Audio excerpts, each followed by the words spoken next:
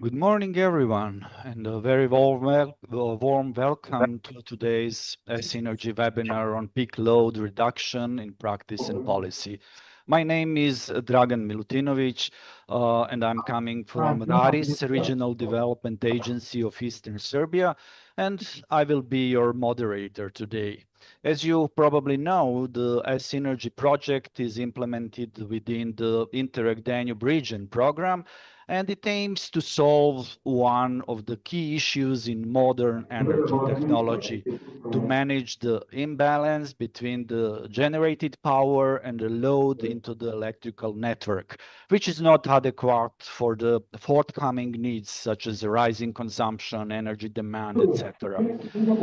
This is the second webinar, and today we will try to give you more inputs on why peak load reduction matters for policy and what are the experiences from our pilot projects. We will also try to expand our vision through experiences from some other Danube projects, and I'm happy that we will have two similar projects as Synergy. Those are ENERGYCOM and DECA. Both are implementing through the Danube region program. I would also like to invite you to ask questions during the webinar, but first of all, please keep your microphones turned off until you are invited to speak to make possible that this webinar flows fluently and without interruptions. And now, if there is some interactions from your side, please, first of all, raise your hand and, if possible, try to ask questions through the chat. This webinar will be streamed on YouTube. And also, after it is finished, it will be available on the ESINERGY YouTube channel. So we will have time for your questions. We will have time to make clear everything that maybe stays unclear during our discussions. And just to initiate the discussion, I will post one question in the chat. The question is, if you had to name one policy measure that would immediately accelerate peak load reduction in your country, what would it be? So this question is right now posted in the chat. So you can comment, you can give us your inputs, and of course, if you have questions. But let's start with the project itself. First of all, I would like to welcome Katja Karba, which is the representative of our lead partner. She's a project manager, and I'm very happy to have Katja here with us today and also all the time during this project. Katja, can you hear us? Yes. Hello and good morning. Yeah, thank you for the word. I would like to say good morning to everyone and also very warm welcome to today's energy webinar. I'm very pleased to see you here. And also thank you for joining us today. My name is Katja Karba, as already said, and I'm joining you on behalf of lead partner, the local energy agency, Pomurje from Slovenia. And before we move to the technical and policy part of today's program, I would like to briefly introduce the ESINERGY project. So the ESINERGY is funded by the Interreg Danube region program and works under the priority of a greener and low carbon Danube region.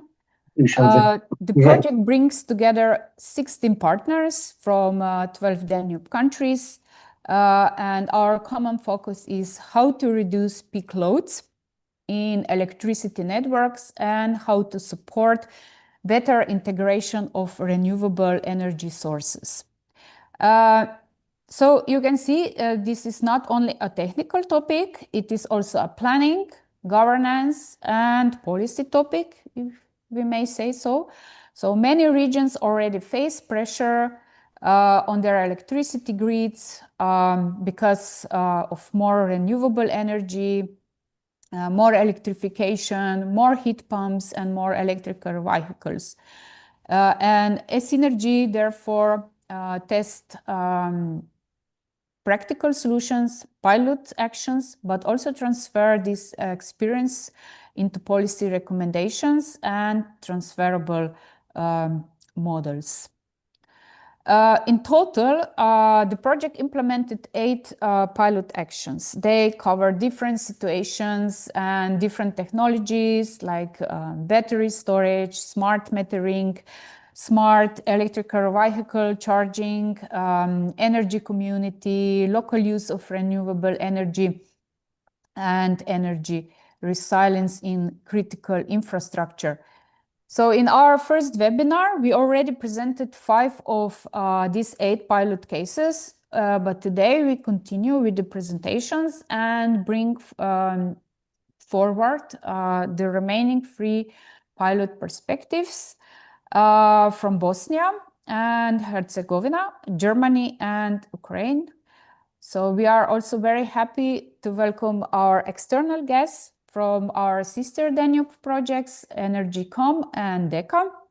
Both projects are closely connected with energy communities, which is also an important topic for ESINERGY, especially when we speak about local flexibility, self-consumption, and cooperation between producers and users. So today's webinar is meant to connect practice and policy. So first, we want to show what was tested, the pilot actions that were tested. Secondly, to discuss what worked and what was difficult. And third, to think together about what needs to change if we want these solutions to be used more widely across the Danube region. I hope that today's webinar will give you useful and practical examples, but also some concrete ideas for your own local area, regions, and organizations. So thank you once again for being with us today. I wish us all a productive and open discussion. And now I'm happy to give the floor back to our moderator, Dragan. Thank you.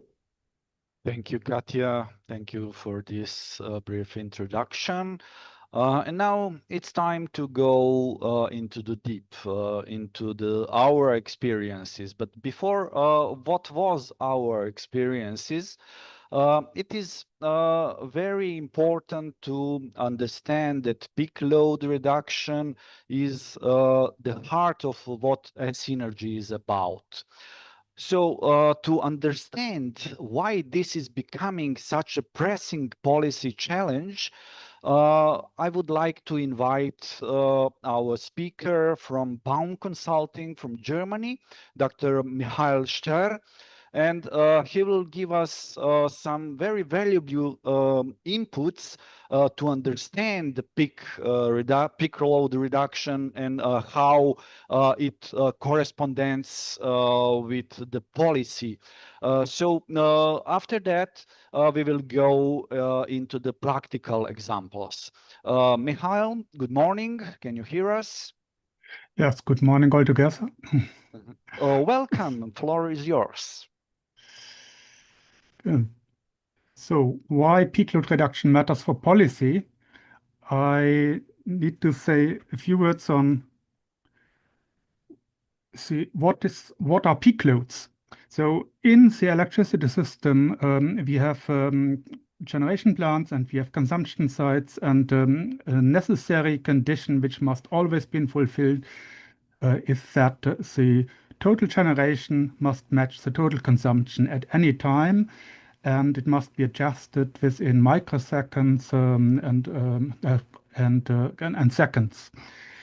So in the electricity market, the generation is determined on different markets, and a very important market is the day-ahead market.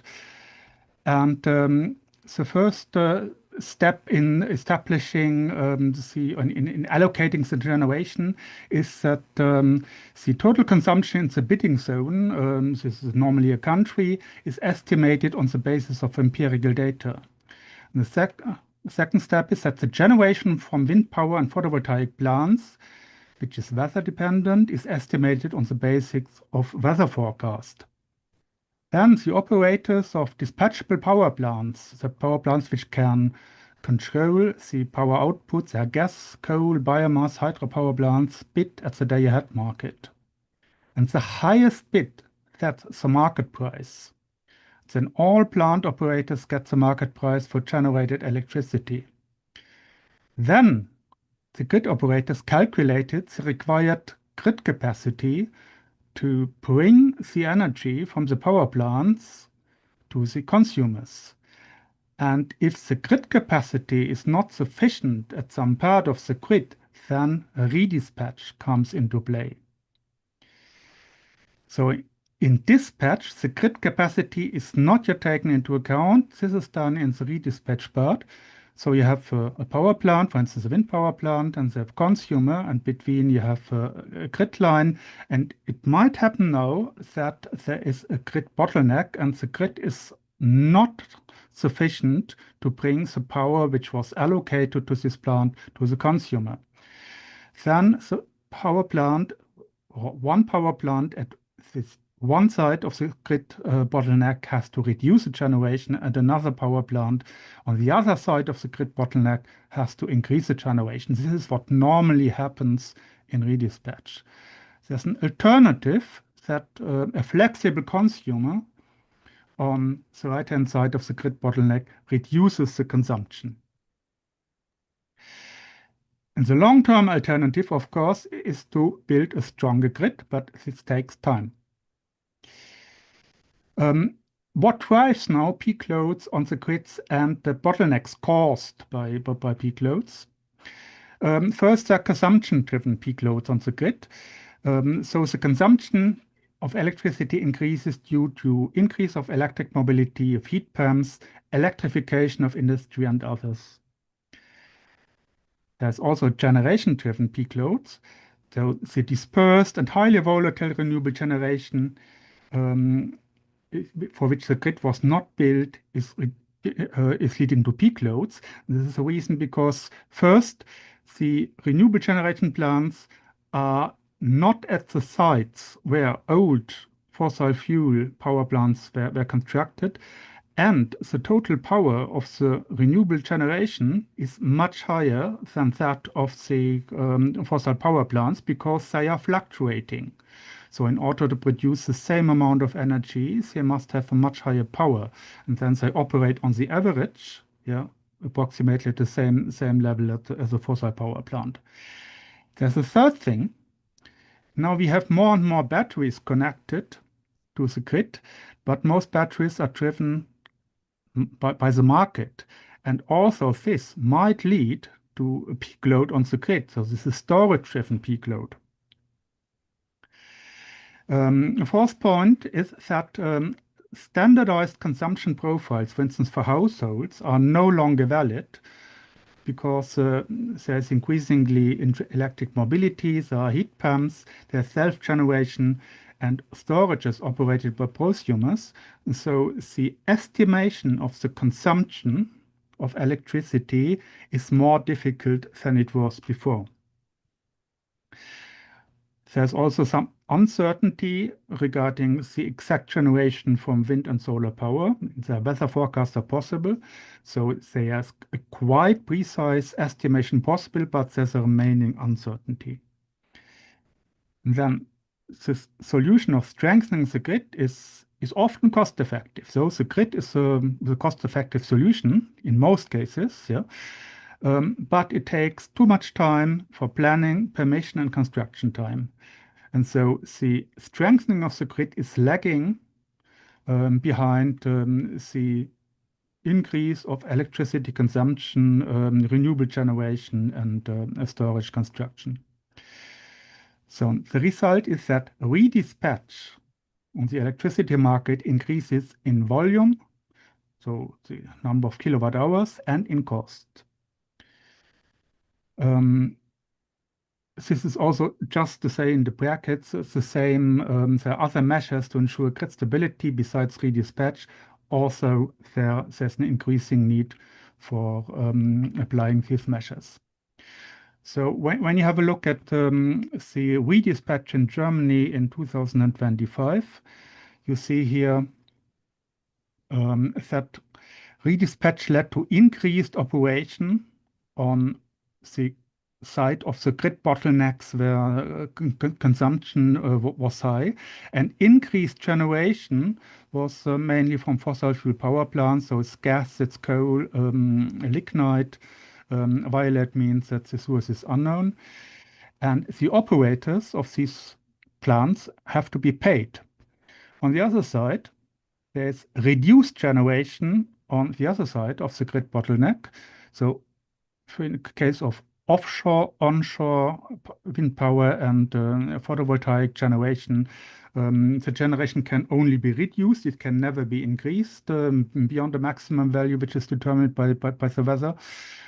And so there's a lot of reduction, and the operators of these plants have to be compensated because there's a loss of income. And paying operators on one side and compensating other operators on the other side led to total cost of about 3 billion euro in Germany in 2025.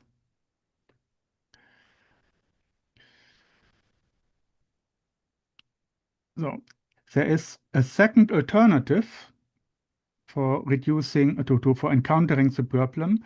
That is, when you have storages and you operate them, taking into account the grid situation, then you might have a storage on one side of the grid bottleneck where you have a too high generation, and then you charge the storage. And on the other side, the consumptions of the grid bottleneck, where you need to satisfy your consumption, then the storage is discharged. And of course, if the situation is different, then the storage here is charged and this one is discharged. But when it's a moment when you have the grid bottleneck, the situation is as shown in the picture. And what policy must ensure now is that the alternative 2 is possible, that this happens, and also to ensure that the potential of the alternative 1 for redispatch is that flexible consumers reduce consumption or at other moments increase consumption, that this happens. There's a role at different policy levels. The role of municipalities and regions is a little bit determined by EU and national legislation. So first possibility that is that municipalities and regions can install own renewable electricity plants and storages and operate them such that peak loads on the grid are avoided. They can also operate own loads such that peak loads on the grid are avoided. For instance, a flexible load are electric vehicles, or heat pumps. They can take the lead in setting up a municipal regional energy concept involving a wide range of stakeholders, so citizens, small and medium-sized companies, farmers, and so on. Municipalities and regions can support citizens in becoming energy self-consumers, and they can also set up energy communities or take the lead in doing this. They can also ensure that citizens can participate with small or no financial participation and can profit from cheap local renewable energy generation. And last but not least, the municipalities and regions can purchase themselves renewable electricity and heat and cold from local renewable energy generation plants which they don't operate themselves. So, for instance, they can be customers of a local or regional energy community. The role of national policy is in between EU legislation, which is very much forging the energy legislation on one side and municipalities and regions on the other side. So first thing for national policy is to fully implement the European directives for renewable energies and electricity market and make use of the scope that these directives offer for best solutions at national transpositions. So normally the directive leaves some margin for national transposition, and then it's up to national policy to use the framework which is set by the European Union as much as possible for favoring solutions that reduce peak loads. National policy can provide a contribution by the national politics to make it profitable to avoid peak loads by demand management. That means modification of consumption, and by appropriate storage operation. So appropriate storage operation means a way to operate a storage such that peak loads are avoided instead of operating it only in a market-driven mode. So third, national policy can help ensuring that grid operators make real-time data on the grid status easily accessible for flexible consumers, prosumers, storage operators, and others. So in order to actively contribute to avoiding peak loads, it's necessary to have information about what is the situation of the grid. It's how much power flow is in which part of the grid, and so on.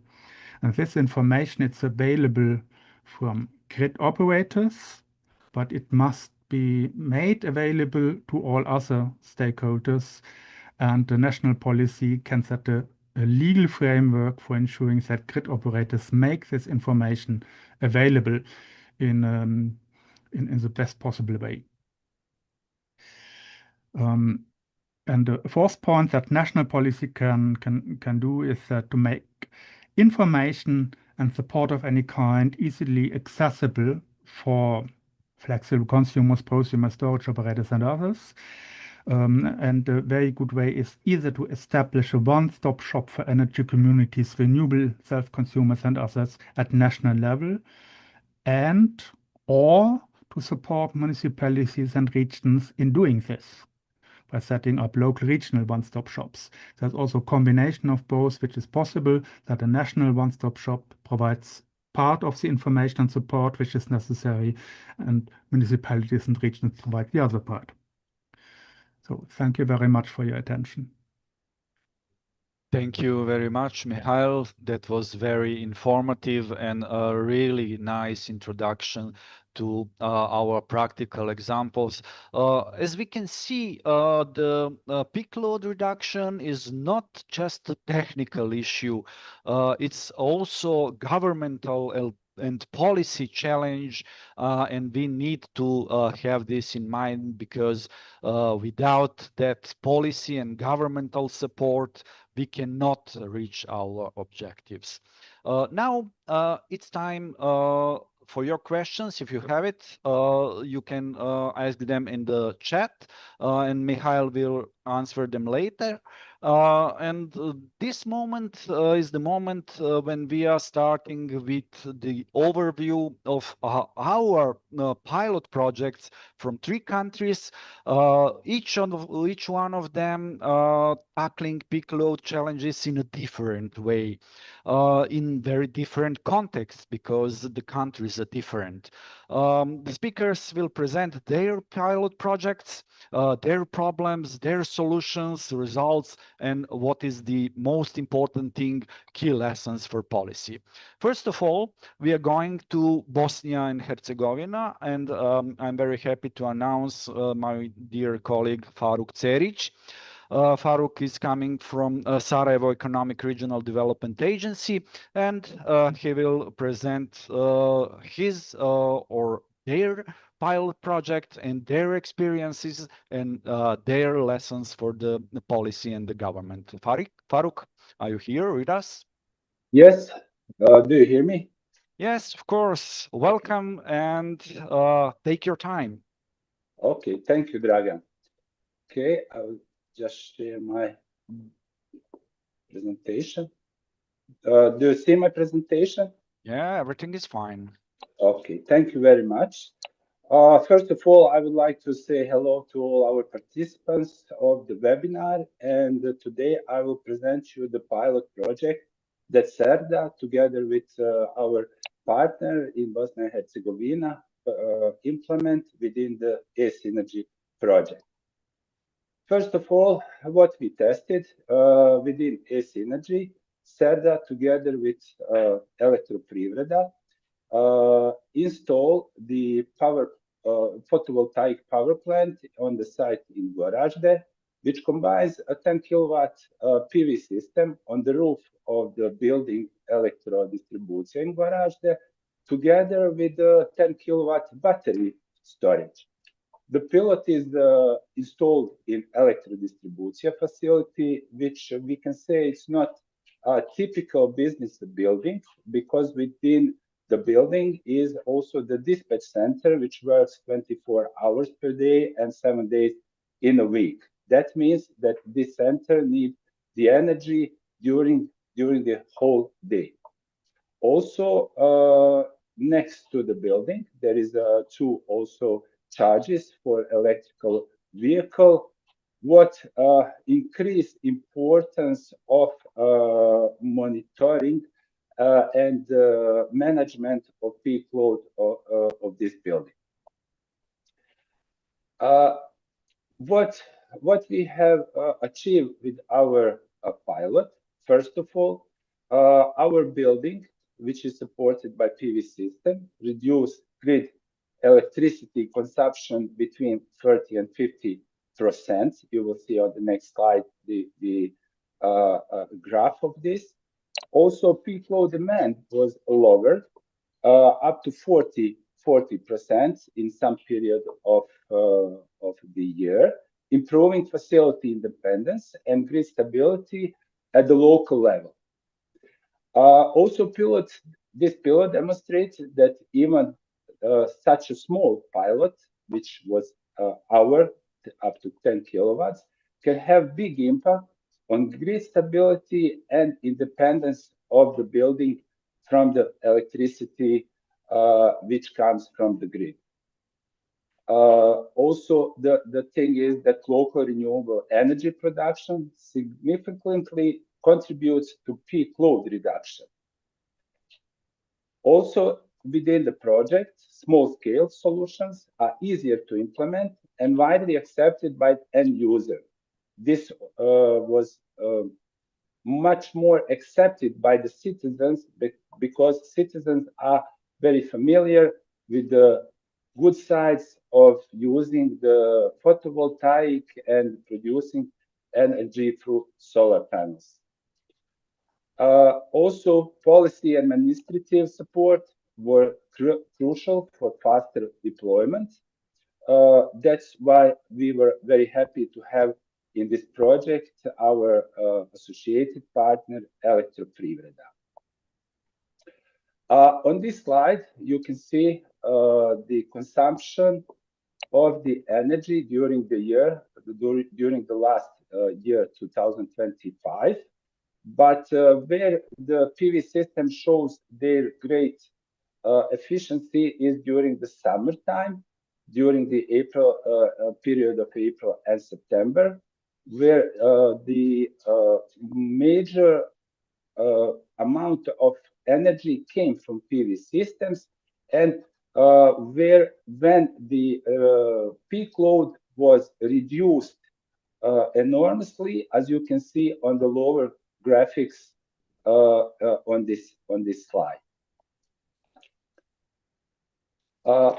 What others can learn and replicate is that this project, this pilot, demonstrates that roof PV systems, also with battery storage and smart energy management, can be integrated into existing public infrastructure to reduce peak loads, increase grid flexibility, and support renewable energy integration. Here, I would like also to emphasize that battery storage was one of important part of our pilot site, because energy from the battery was extending this period of use of renewable energy during the day when the PV systems reduce their production.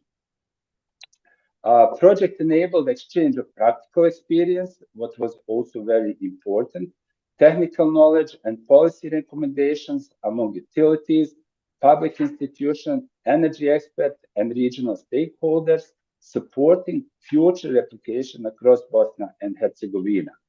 I have to say that we are very happy that in this year, our Federal Ministry for Energy start co-financing establishing of the PV systems on the households, small PV systems, to reduce grid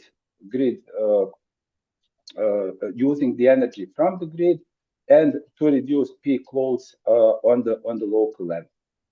Also, the pilot created a replicable model for public buildings, SMEs, and local communities, while also contributing to future policy improvements, stakeholder cooperation, and wider adoption of the hybrid renewable energy systems in Bosnia and Herzegovina. That was a short presentation of our pilot. What I would also like to add is that during the period of using the energy in the pilot, one of the added value of this project was that we also get the application by which we can monitor the consumption, production of the energy, and this opened the door for other measures that can be implemented and that will reduce peak loads and using of the energy from the grid on this building. Thank you. Thank you. Thank you very much, Faruk. It was very interesting to hear how the project has managed in Bosnia and Herzegovina. And from Bosnia and Herzegovina, we are heading to Germany. I am happy to welcome Andreas Kler from the electricity company Hindelang, who will show us how smart EV charging and local renewable generation can be managed together to reduce peak loads. Andreas, are you here with us? I'm here. Hello and good morning. Hello to everyone. I'm glad to present our pilot from Hindelang. Come on. Wait, the presenting mode. So now it should be fine. EW Hindelang is a small cooperative organized utility. We are an integrated utility. So our pilot case is a little bit different as shown right now. And we have a little bit more the grid perspective of the energy supply and the peak load reduction. So we're having, in the core, there are two topics. The one is flexibilization of the production, and the other one is the other part of the use case is the flexibilization or the controlling of the consumption. So in the production part, we're having as a cooperative for already over 100 years a small hydropower plant. So small in terms of utility and energy infrastructures, but for us it's our hugest and oldest one. And we have in front of the turbines, we're having a small lake, and so with this small lake, we're having the potential of flexibilization in the production. And so far, we're having not a proper forecast, as Michael von Baum was mentioned, by weather forecasting, and not all so a perfect production forecast. We were using the water as it comes, and now we're starting together with HydroKit. It was a small startup from Vienna in Austria, who making some AI-based forecasting of the inflow of the water to our small lake, and also price forecasting and optimization for the production due to the flexibility of the small lake. And so on the one side, it's most of the year, it's the possibility now to making a price optimized setup, but also we were focusing on the topic of flexibilization and the grid perspective. And that's the other part. On the one side, the production, and on the other side, the consumption part. And there we were looking especially on the EV charging and especially the fast charging infrastructure in our valley, what is also owned and operated so far by us, where we have, due to the EU regulation, changed this during the year and putting into an independent company. And then also it's not easy that anymore to optimize over different aspects from production over the grid to consumption part. But however, in the EU project, we were setting it up and making the fast charging infrastructure controllable and integrated to our grid operating system. And also in between, we were putting some techniques in the transformer stations to getting more the monitoring about the low voltage and the medium voltage grid as we had it so far.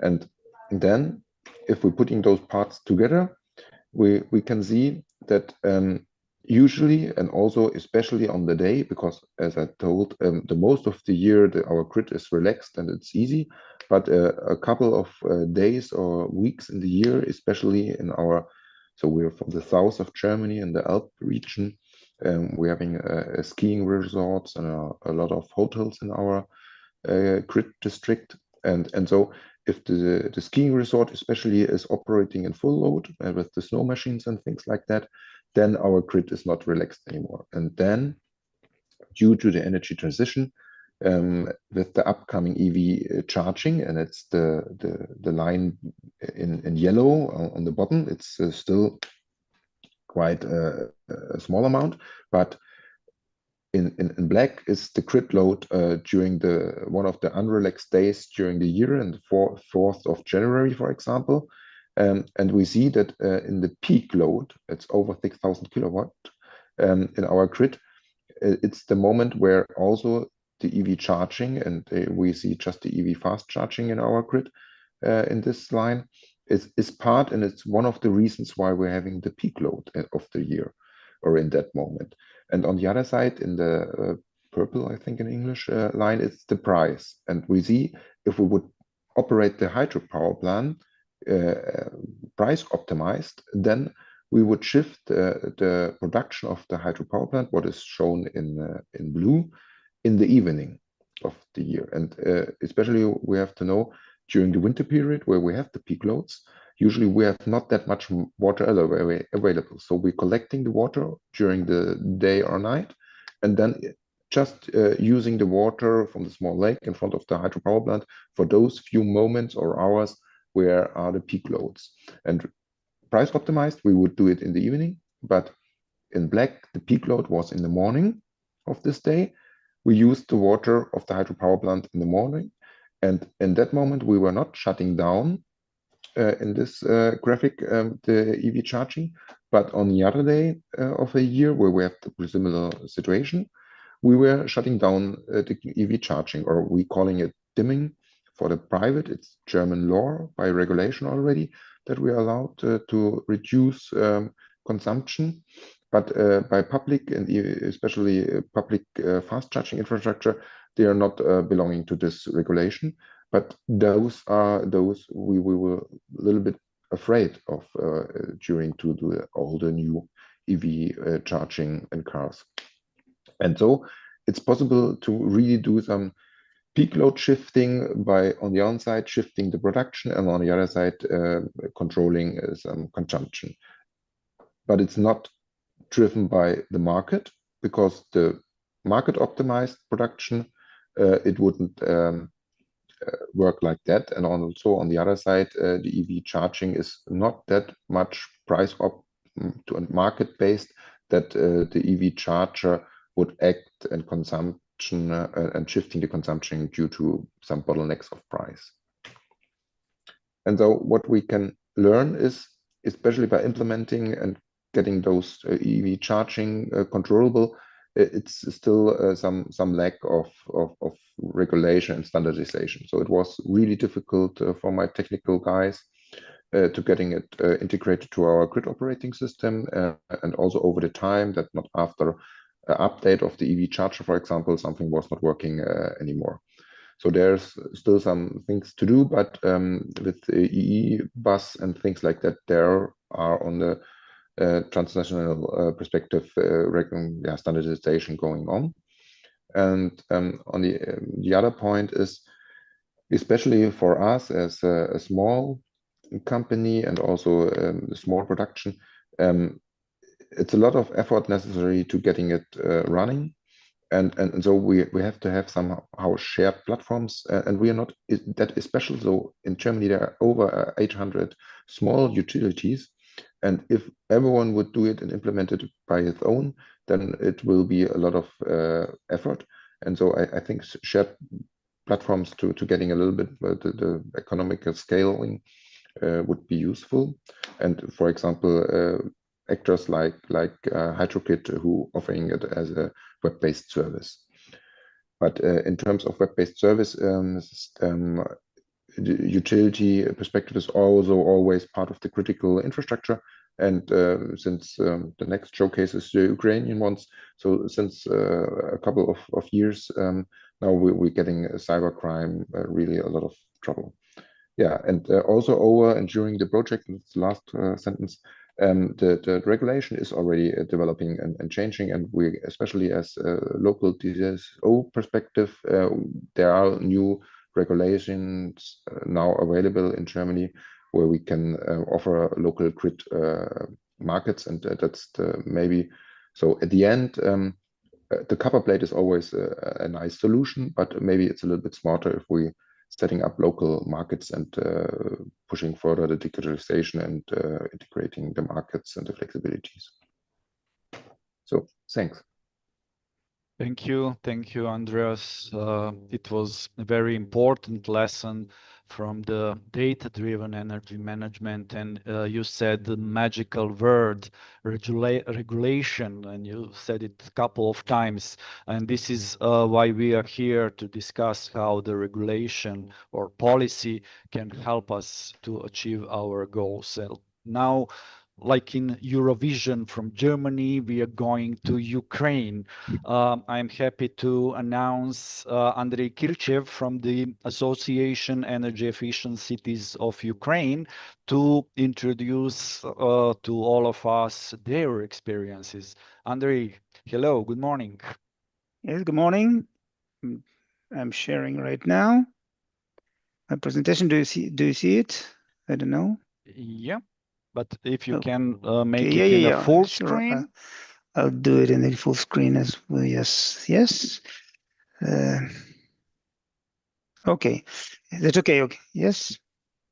So fine, I'll move to the next slide already. So first of all, Andrei, sorry, but we cannot see your full screen. We still see your edit mode, and you are still on the first slide. I'll try once again.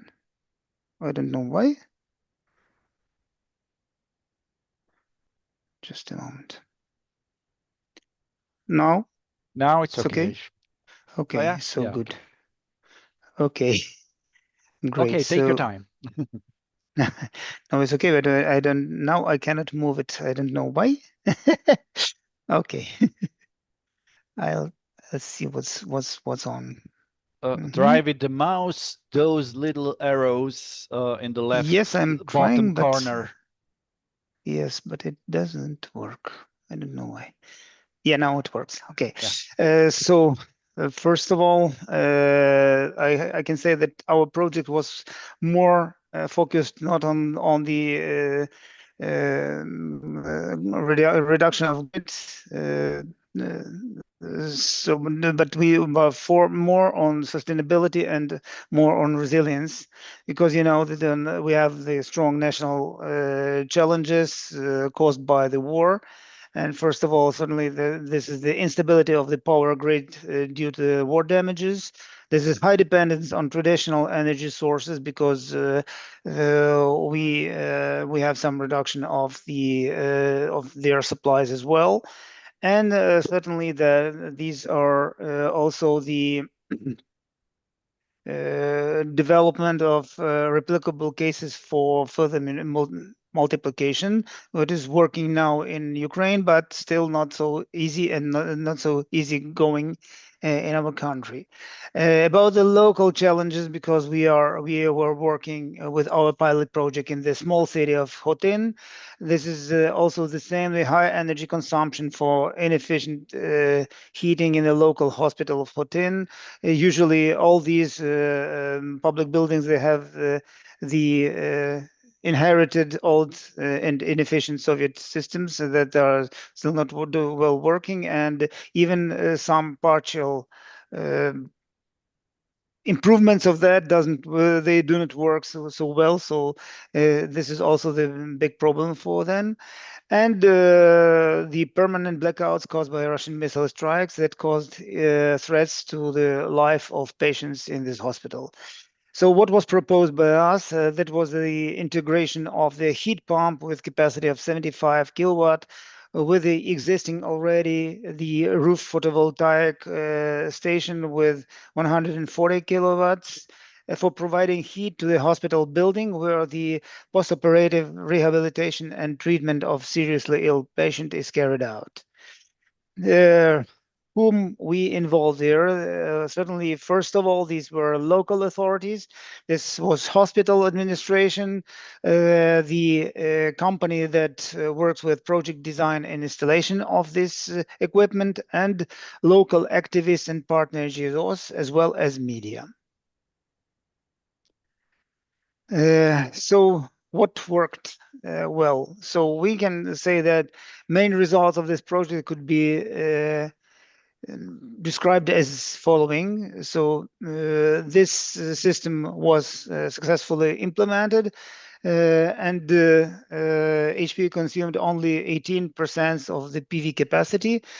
That brought us up to 48% of reduction of green energy consumption during winter months within joint PV plus heat pump operation under conditions of sunny weather.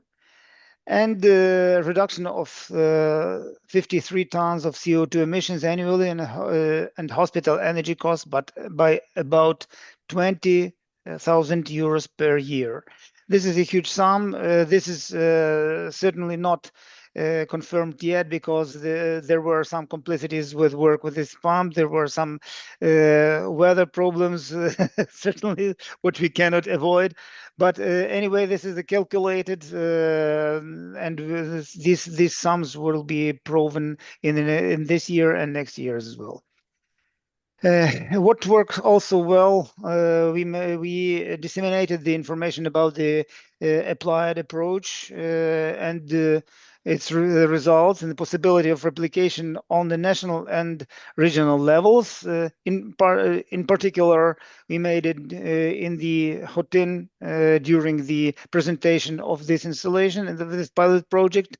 Then we made it in Kyiv during the Energy Efficiency Week, and are going again to show this case in Ivano-Frankivsk next week, and in a few weeks later we'll have the General Assembly of our association, where also we'll gather a lot of different stakeholders, including the regional, local, and even national authorities, together with media, together with other companies that could be interested in work within such projects. What were our keys to success? Certainly, first of all, this was active stakeholder engagement, strong local authority leadership, We didn't have problems with them in discussion of the project. The comprehensive pre-design assessment, the correct technical solutions for PV and HP coherence, precise installation process planning, and quality control on each stage of the installation of this equipment. Just a moment. I don't see it. We also saw some ways already when the project was the pilot project was finalized. We also saw some ways of improvement of this pilot project that should be replicated later by others. First of all, we see that it should be reasonable to have an additional heat accumulating tank or the warm floor as a tank. The installation of energy storage capacity up to 60 kilowatt hours. Use of cooling in hot season when fan coil unit or could be used, or conditioning system integrated into all the system. And it will be also good to have a co-generating unit in the existing boiling house, as it makes the heat and energy supply more autonomous for this critical infrastructure. We also saw some bottlenecks which should be avoided. This is the underestimating administrative timelines, because we know that all the issues, all decisions could be set in certain times, and sometimes it takes much more time than it was expected. The delaying capacity building, this is also very big problem, because you have not only to install the equipment and not only integrate this equipment to the existing system, but you have also to have the qualified personnel that could make the maintenance of all this equipment. And this is the next also bottleneck, this unclear maintenance responsibilities. It means that who will be responsible for what within the further exploitation of this equipment. Why this case should be and could be replicated? First of all, this project has an extremely high cost effectiveness for a public facility. It reduces dependence on external energy sources and increase the reliability of the medical facility. Then we can say that investing in renewable energy sources and heat pump is a strategic decision that improves the financial stability of the hospital right from the first year. And the project is fast in planning and implementation. It is quite realistic to meet the 1-year deadline from the moment of application to commissioning. We had this experience already on table. This is our experience, so we can say this is true. And the payback period of the implementation of this solution should be from 4 to 6 years, depending on the source of the loans and other financial sources that could be applied in this case. This is probably all I wanted to say. Thank you. Thank you so much, Andrei. Please stay with us just a couple of minutes more, because now I would like to use the time to give some feedback and reflective on the all three panelists by asking some questions to all of you. But first I will start with the first presenter, Mr. Faruk Ceric. And I would like to ask him if your pilot showed that PV and battery systems sometimes are not enough, especially in winter. What additional measures would you combine with this solution to achieve stronger and better peak load reduction? Yes, as I said in the presentation, the PV system and the battery storage was not enough for winter, because building is using the electricity First of all, for the heating.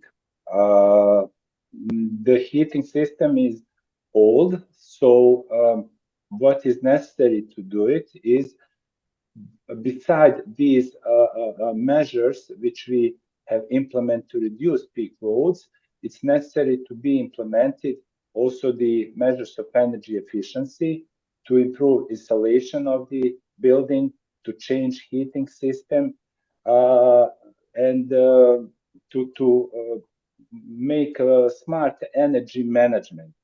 When we implement all these measures, then we can expect that PV system will show full potential, of course, together with all these extra additional measures. Also, as I mentioned, the good thing of this project is that we now have the application through which we can monitor as well as production of the energy from our PV power plant and from the battery, but also we can monitor consumption of the building during the day in every hour. That's the good, and that's something what is necessary to be done in future for improvement of the energy efficiency of the building. And whenever we do something new and our pilot projects are relatively new, and you had the similar situation in Bosnia, you always face some regulatory limitations. And what specific policy change would you make to make better difference for scaling these types of solution? Well, first of all, what is necessary to do in this case of the pilot in Gorazde, the building is using the energy for its own consumption. So there is no feeding the grid with the energy from the PV system. This is one of the regulatory things which need to be changed in Bosnia and Herzegovina, so that we have to open door to other measures, to other methods like prosumers, like energy communities that can be involved in this grid system, that can be connected to grid system, and that surplus of the energy which would be produced by their PV systems can be sent to energy to electrical grid. That's something what we right now doesn't have, but this is something what we started it within this project ESINERGY.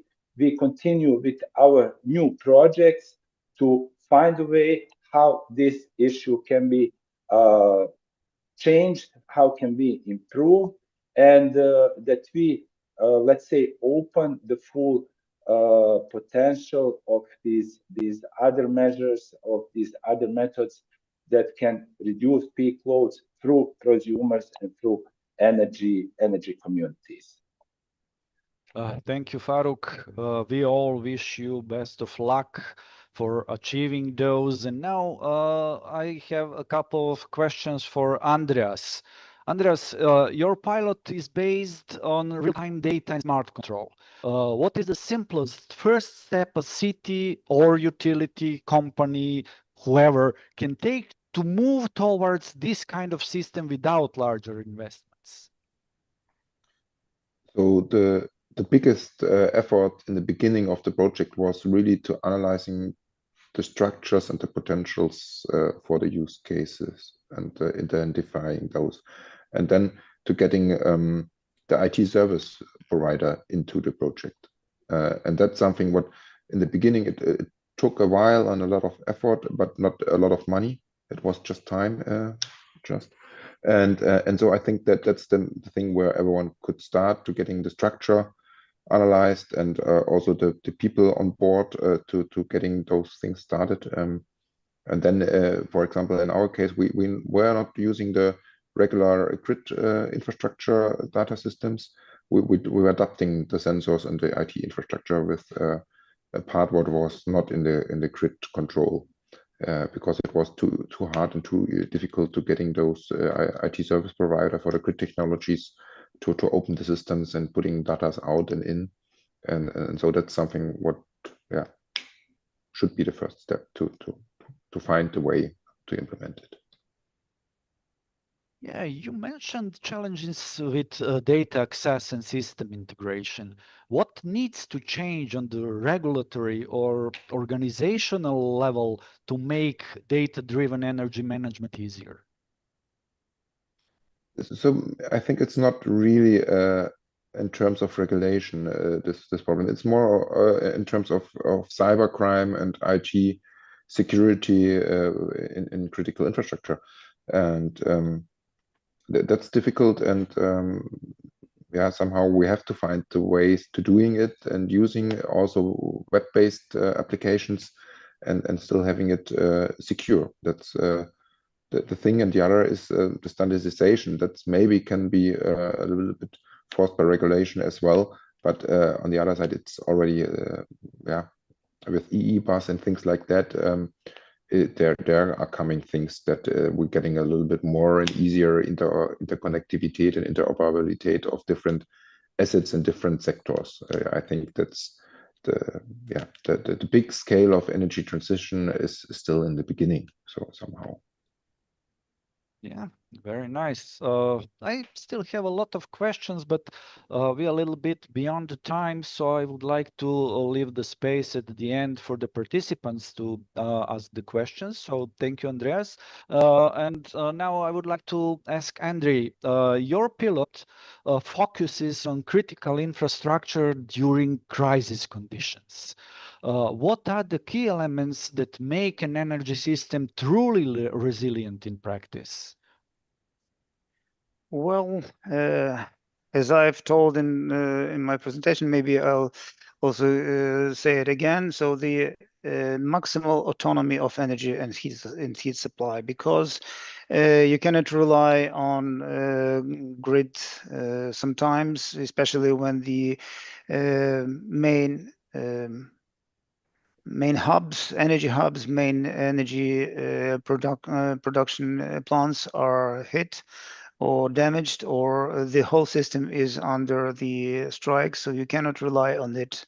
So you have to get energy somewhere on the place where this energy is needed. So that's why we were so happy to have this pilot to show how it can work in real conditions, how it can supply energy and needed heat to the real critical infrastructure, because you know what's mean hospital, it cannot stay without energy supply no 1 minute. So this is something that really very important.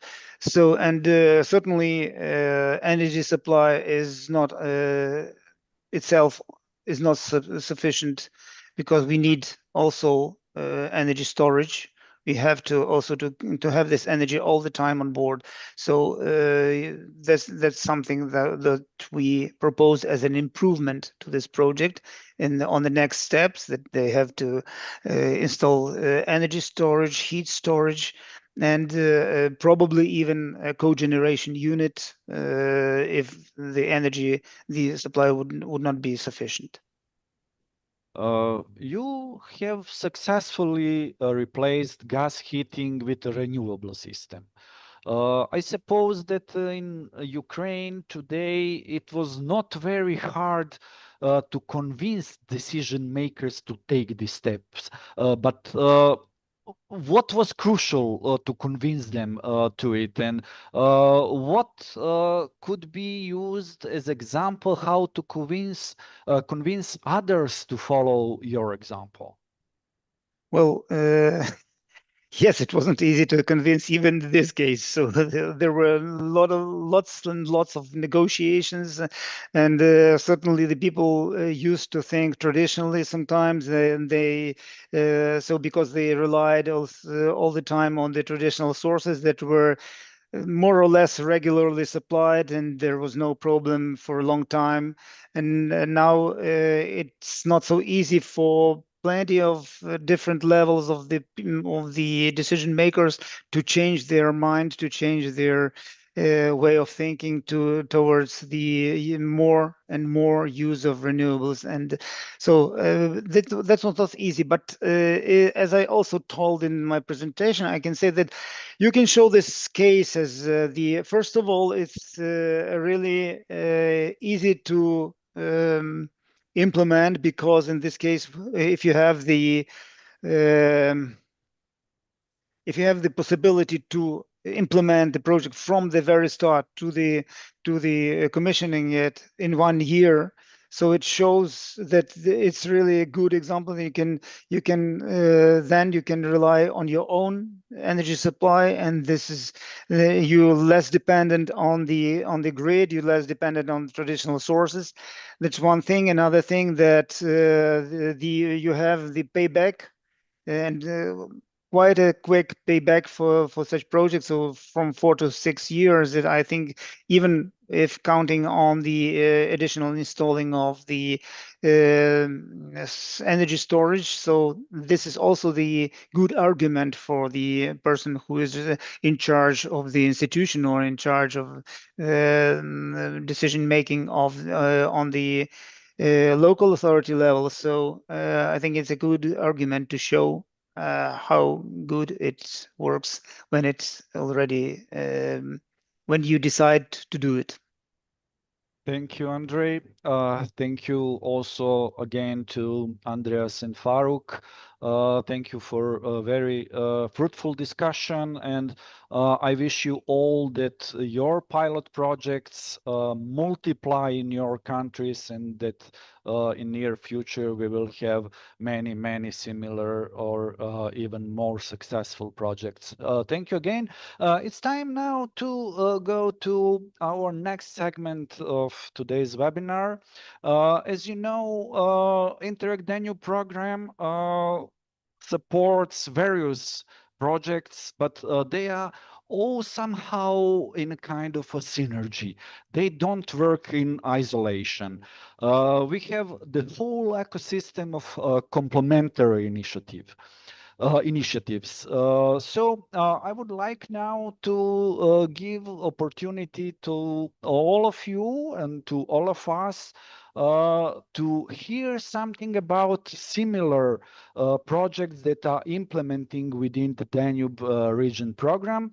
And first of all, I'm pleased to welcome Melinda Toth from the South Trans-Danubian Regional Development Agency in Hungary, which is representing the Danube project ENERGY.com, and the project focuses on supporting energy communities across the Danube region. So, Melinda, if you are here and if you can hear me, we are eager to hear from you. What are the experiences of our ENERGY.com project?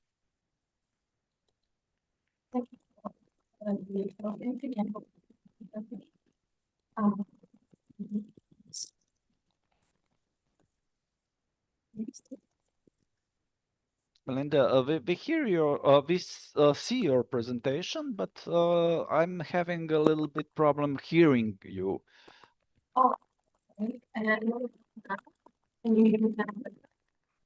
No, it's still unrecognizable.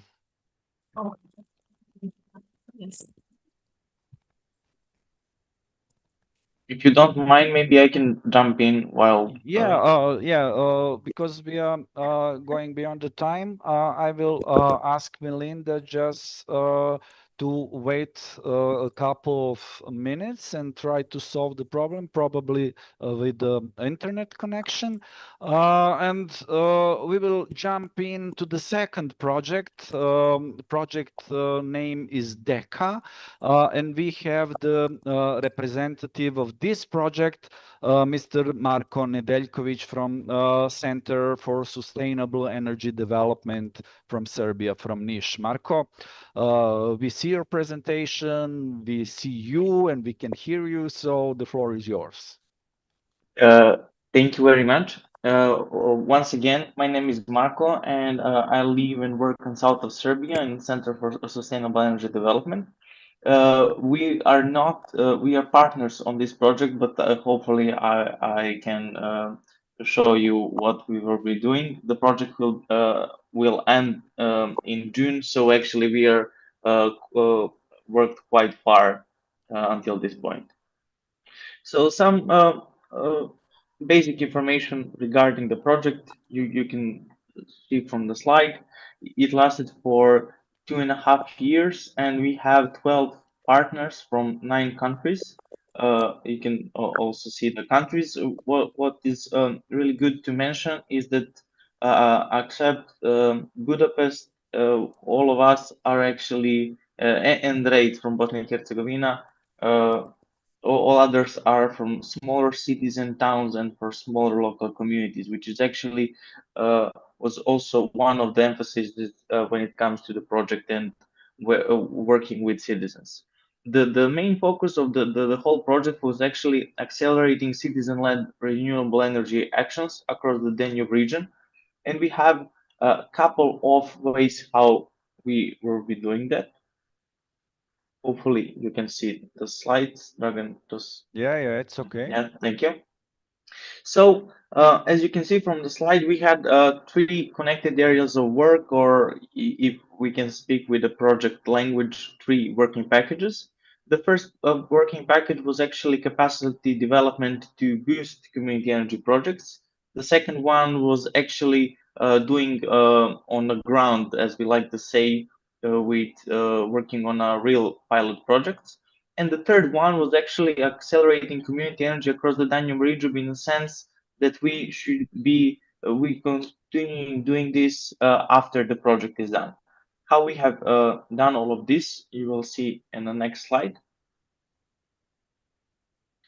So the first working package called capacity development was actually divided into 4 important segments. I will try to give you overview of each of those. The first one was actually on the very beginning of the project to see what are our baselines and where we are with energy transition at the moment. And the Danube region is really diversified in both the level of development, but also the level of different political, social, legal contexts. And it was really good to actually learn from each other, which is actually 1.4.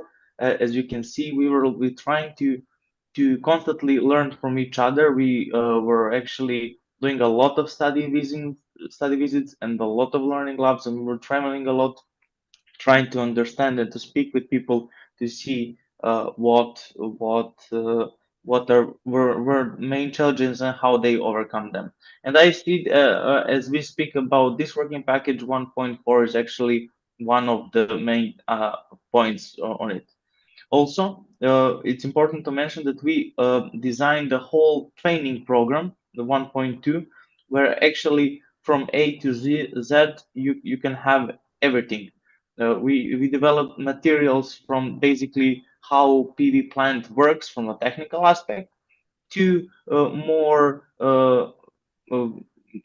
like how energy community can work, how you can develop your business plan, financial planning, what are your capital costs on a start, but also a lot of things which are regarding the legal status, policy, and we also try to give as much as we can for people to be creative when developing in their local context.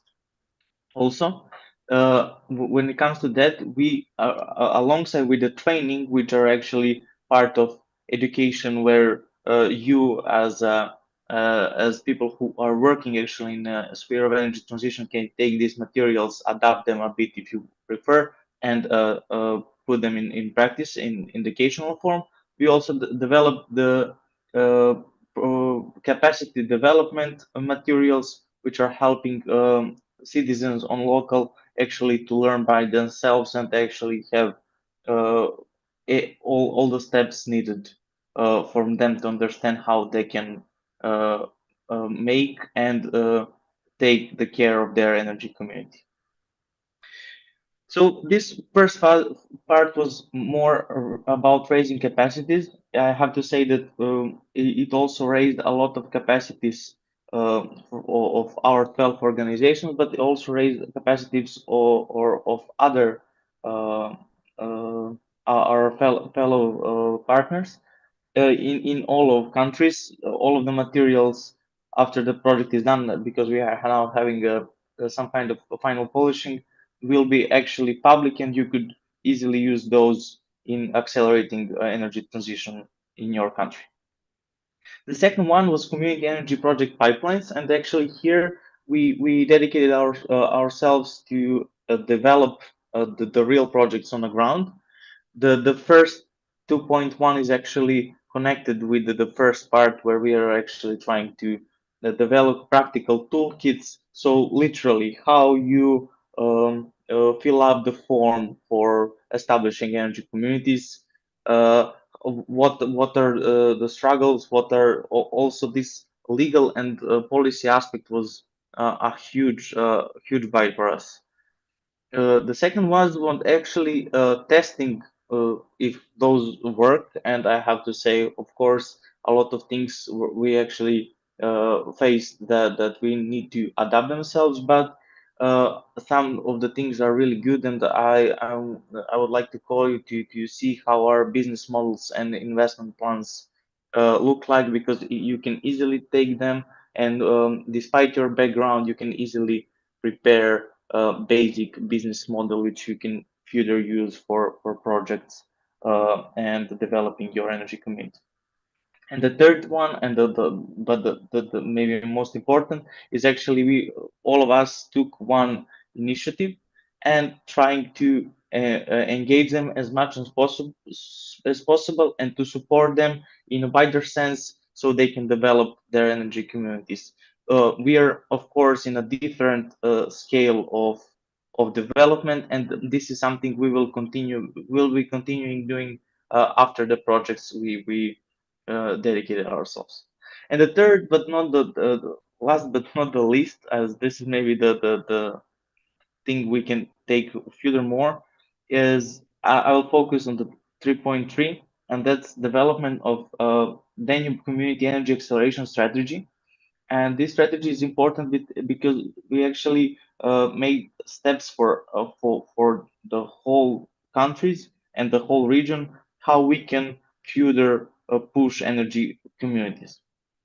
One of the really important things here to mention is actually that we are forming national hubs for energy communities in each country, and hopefully it will happen in most of the countries until end of the year, so above the project.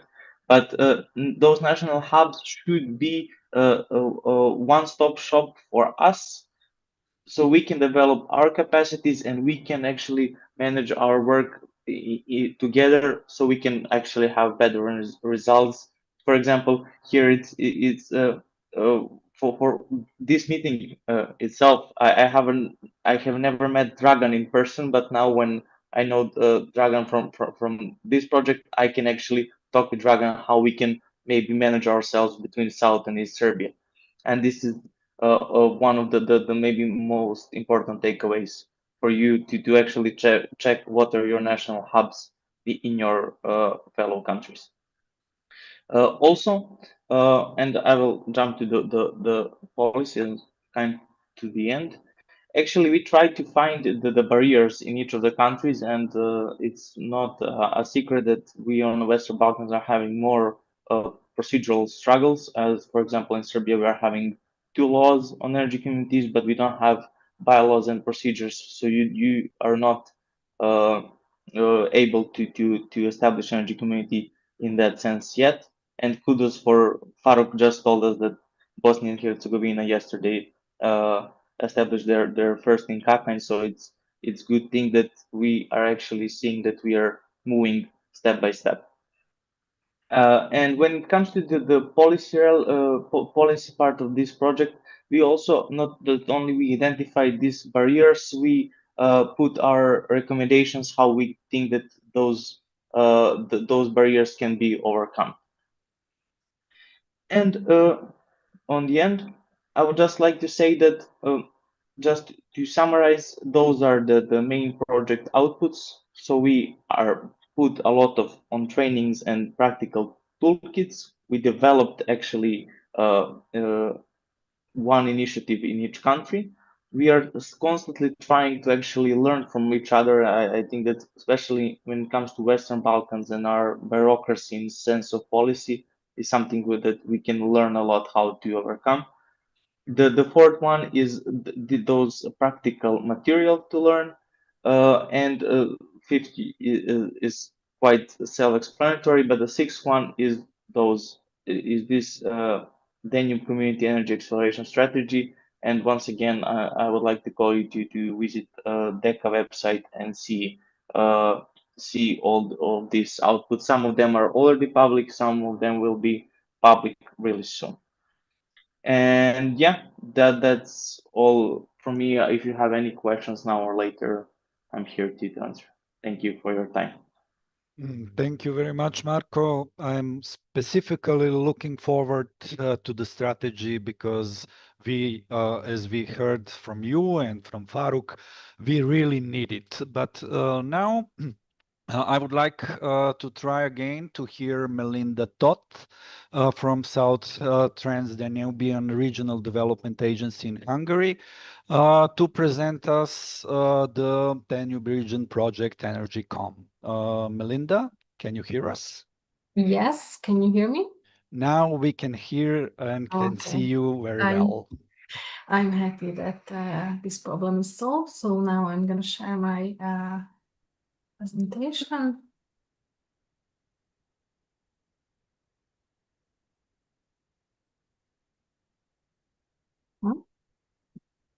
Now we have problem with the presentation. Oh, I can't believe this.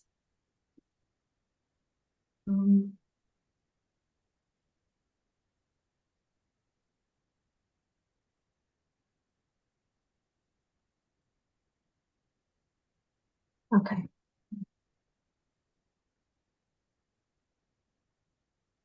So can you see now? Yeah, all good.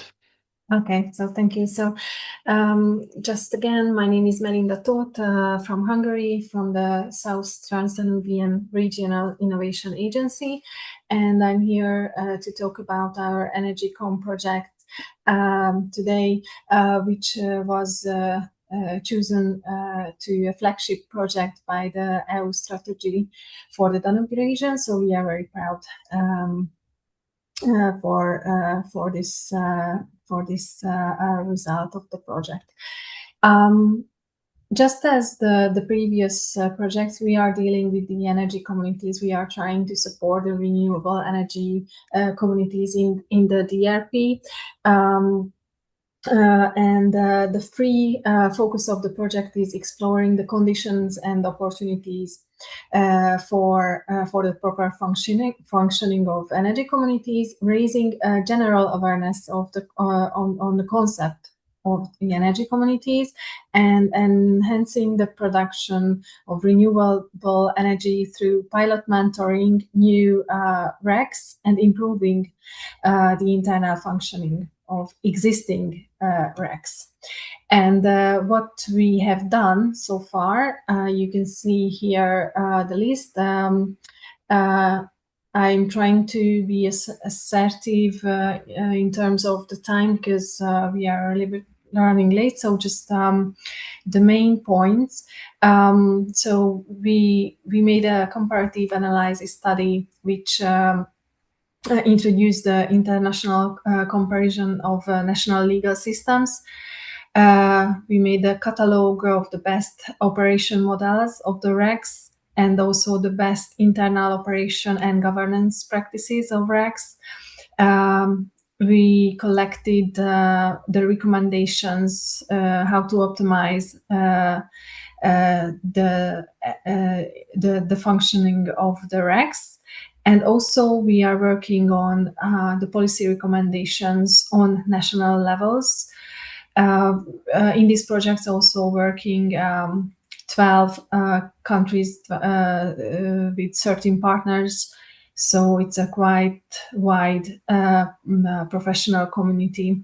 And also we worked on a strategy for creating an appropriate legal, technical, and social conditions for RECs. We are in these projects, we are trying to give opportunity and also practical tools to the potential energy communities and stakeholders to set up a real energy community and to support their work with practical tools. Also, one of that is a motivational and awareness raising toolkit with all the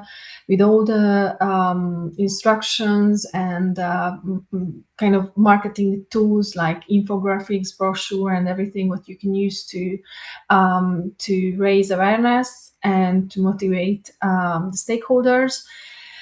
And also, what is the one of the most, I think, successful activity in the project is the mentoring methodology to support to establish of new energy communities or develop the existing energy communities as well.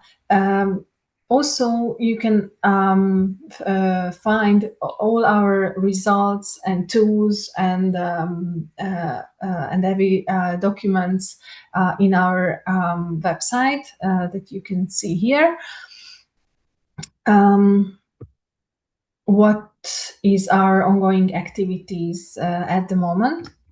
We are also very proud to the Renewable Energy Community Ambassador Network in the projects, which is contains around 250 REC ambassadors, which means experts in the countries. So they can support in their region, in their countries, the establishing and the development of the energy communities with the support of the project results. And also we are mentoring new energy communities, community initiatives in Hungary, Croatia, Serbia, Moldova, and Germany. That's what I mentioned in the previous slide, that it's a complete mentoring methodology from the zero, from the beginning.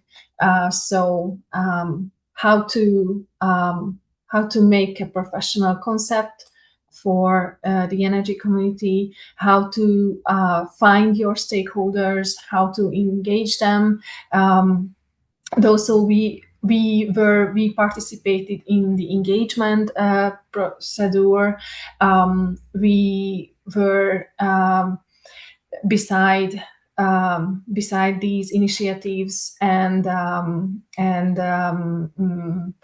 supported them with these activities. And also at the end of the mentoring procedure, we prepared a feasibility study, which was containing every aspect, like technical, legal, and any other practical insights, how to set up the energy community, what they were planning.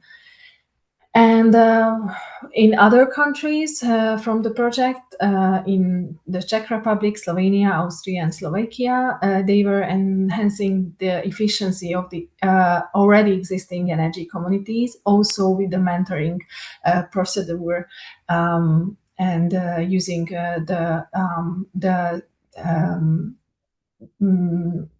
the REC ambassadors and the professional results and resources of the project to support these existing energy communities.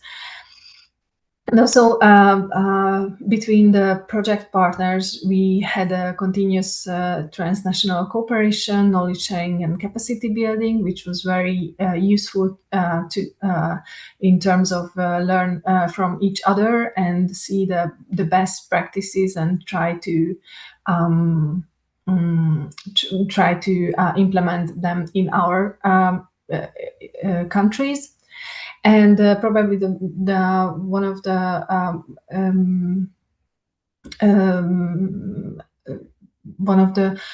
most important activities at the moment for us is creating or finalizing the white paper of the project, which will be providing guidance for the establishment, the professional operation of the energy communities, and the effective management of the energy communities. Of course, it will contains the policy recommendations on national levels, and we are expecting from the project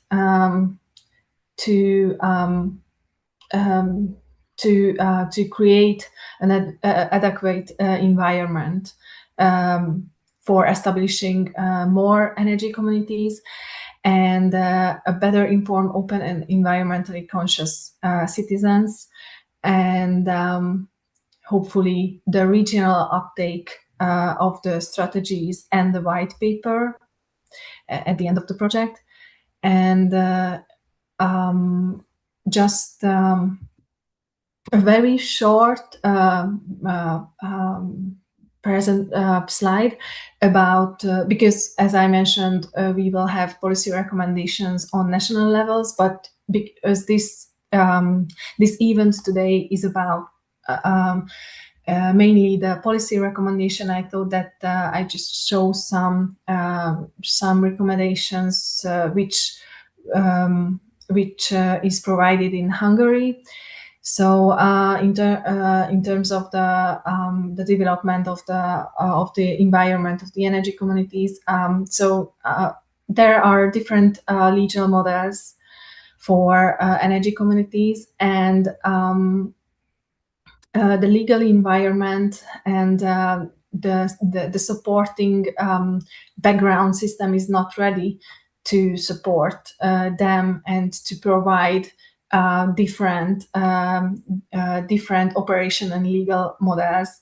So that's one of the most important thing to change and to develop.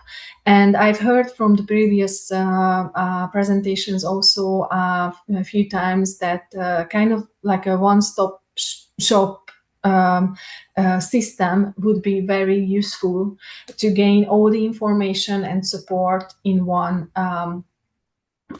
place, to make it easy and available the knowledge how to set up an energy community. Also, for the condominium, energy community models needed specific implementing rules, which is at the moment is missing in Hungary, and also the tariff system, which is active in Hungary, is not supporting to share the local energy. It has a lot of reason. For example, the system usage fee is still very very high, and also the not renewable energy is the price is very low, so it doesn't really affordable for people to use local renewable energy. And also the municipalities need a specific guidance to show them and to explain them how they can participate in this procedure. And of course, as always, broader financing package is needed for the initiatives. So just in short, that was my presentation. Thank you very much. And if you have any questions, I will be here. Thank you very much, Melinda. It was really inspirational. In fact, thank you both, Melinda and Marco. It is clear that ESINERGY, ENERGYCOM, and DECA are working towards the same goal from different angles, and that there are really potentials for synergy and cross-project learning, what we are trying to achieve now. Those connections are exactly what the Danube program is designed to foster. I will just ask you to be patient couple of minutes more because now is the time for our participants and for their questions. If there are some questions, I will kindly ask you to answer them. And for those people who were with us from the beginning at 11 o'clock, I asked all of you in the chat to name one policy measure that can immediately make a change in the peak load reduction. And we received one interesting input from Heinrich Pivko, who proposed double peak electricity price using plus income to support storage sharing, smart grids, or to reduce off-peak prices. I think that this is very interesting. And if you have some similar ideas, please post them in the chat or raise your hand and you will have time to ask.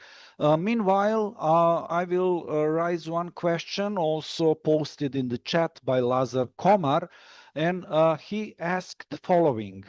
Why do distribution system operators prohibit charging batteries directly from the distribution grid? What about facilities that need peak shaving but do not have the possibility of integrating photovoltaic or other generation capacities?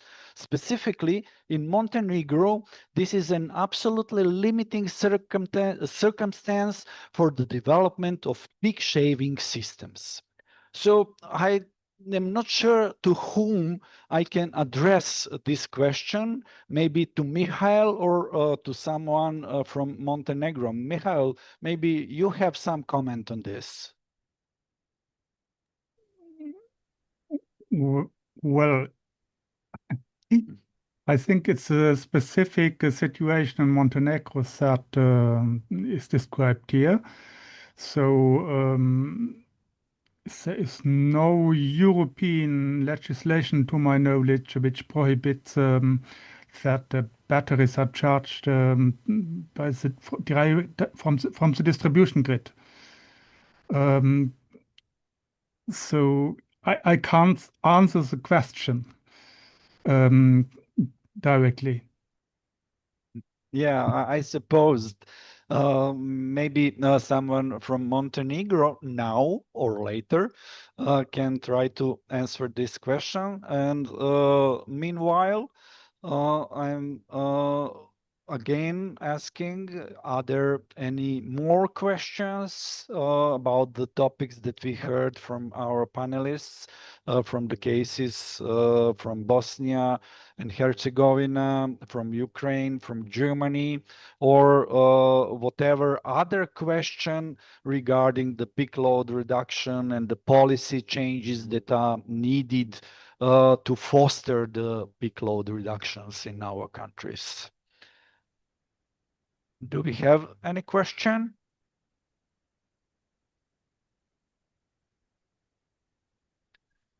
Okay, if not at the moment, and since we broke the time limit a little bit, but I think this is not a big deal because we heard really interesting examples. But if you still have some questions, you can still post them, but I would like to jump to our final session of today's webinar and to bring today's discussions together and to leave us with some clear takeaways. I would like to call again Katja Karba, our lead partner, who will try to summarize the key policy recommendations emerging from ESINERGY project and leave us with a few practical next steps. Katja, are you here with us? Yes, I am. Thank you. I hope you hear me. Thank you, Dragan, again. Before we close today's webinar, I would like to briefly summarize the main policy conclusions from the ESINERGY project. So one of the main messages is that peak load reduction is becoming an important part of energy planning. We have to consider it in the future, also for the grid management and investment decisions. So as Michael already explained at the beginning, the challenge is not only how much electricity we produce, but also when and where it is produced and consumed. So if generation and consumption and grid capacity are not better coordinated and redispatched, costs will continue to increase. So across the pilots, we tested different flexibility approaches, including battery storage, smart metering, smart EV charging, energy communities, demand-side management, and solutions for public and critical infrastructure, like in Ukraine. And we saw that technical solutions are important, but the pilots also show that implementation depends strongly on regulation, financing, grid conditions, institutional capacity, and cooperation between actors. So for us, the added value of ESINERGY is not only in the pilot investment themselves, but also in the practical experience that we gained and how such solutions work in real local conditions. And based on this, we can define several policy recommendations. So the first recommendation is to include flexibility measures directly in energy strategies and action plans. This includes storages, smart charging, demand response, etc. Also energy communities. And these topics should not be treated only as a pilot activities, but as part of regular energy policy and planning. The second recommendation is to improve the regulatory framework. In several cases, interest from local actors already exists, but implementation is slowed down by complicated procedures and undefined roles or missing rules for storage, prosumers, and so on. And this is also where national policy has an important role. Flexibility should become economically meaningful. If storage, demand management, or smart charging help the grid, the regulatory and tariff framework should recognize this value. The third point is financing. If we want replication, financing schemes should better support solutions that reduce peak loads, increase local use of renewable energy, and also improve grid stability.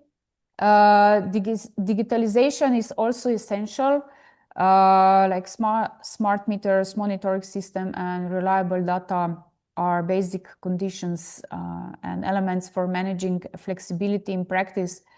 And finally, distribution system operators, regulators, municipalities, and users should be involved already in the planning phase, not only after the technical solutions has been selected. So for wider uptake, these recommendations need to be translated into concrete implementation conditions. So for wider use of these solutions, the first condition is agreed responsibility. It must be known who leads the process, who owns the system, who operates it, who maintains it, and who uses the data. The second condition is an early assessment of grid and legal requirements. This is important because many delays appear when technical planning is already advanced, but grid connection, permits or regulatory questions are still open. The third condition is realistic financial and operational model.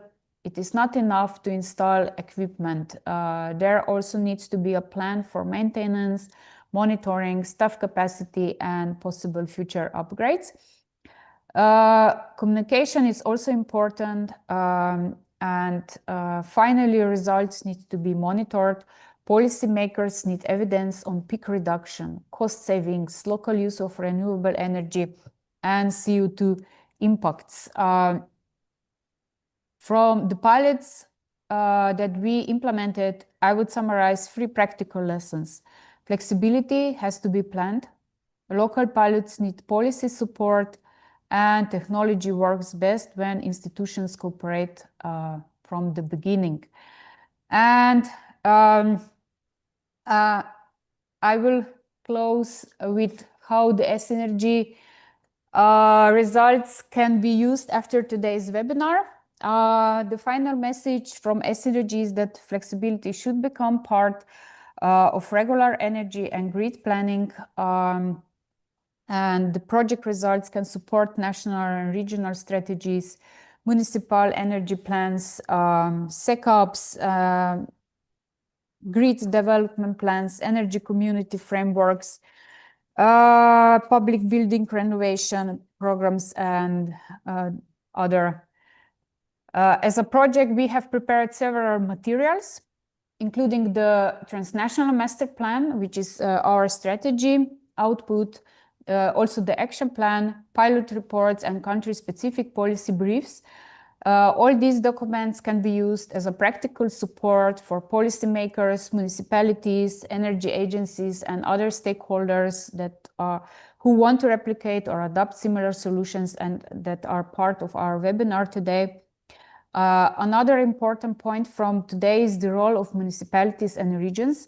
They are not only passive users of energy policies, they can prepare local energy concept, as already said, operate their own loads more intelligently, support citizens and energy communities, and create practical entry points for local flexibility. So I would also like to invite you to follow our next activities and to join us at the ESINERGY final conference, where we will present the project results and final conclusions in more detail. Here you can see the registration form, which is mandatory, but the conference will be held also online, so you can join us, not necessarily coming to Varna, which you can still come. To conclude, I would also like to sincerely thank to all today's speakers, our guests from ENERGYCOM and DECA project, to our moderator Dragan, and all participants who stay with us until the very end. Thank you for joining us today and for your interest in ESINERGY. I hope that today's discussion was useful. Also for your further work on flexibility, renewable energy integration, and peak load reduction. Thank you, and I wish you a nice day. Thank you, Katja, for those valuable inputs, but also thank you for leading this project, which is slowly coming to his end. You said almost everything that I intended to say to finalize today's webinar. So I don't have anything to add. Thank you again. Thanks to all the participants. Thank you for your patience. And I hope that you will take from this webinar some information that will help you in your future work. What to say at the end? Thank you again and have a beautiful rest of the day. Goodbye. Bye. Thank you. Goodbye. Goodbye. Thank you. Bye. Thank you. Bye. Goodbye. Goodbye. Thank you.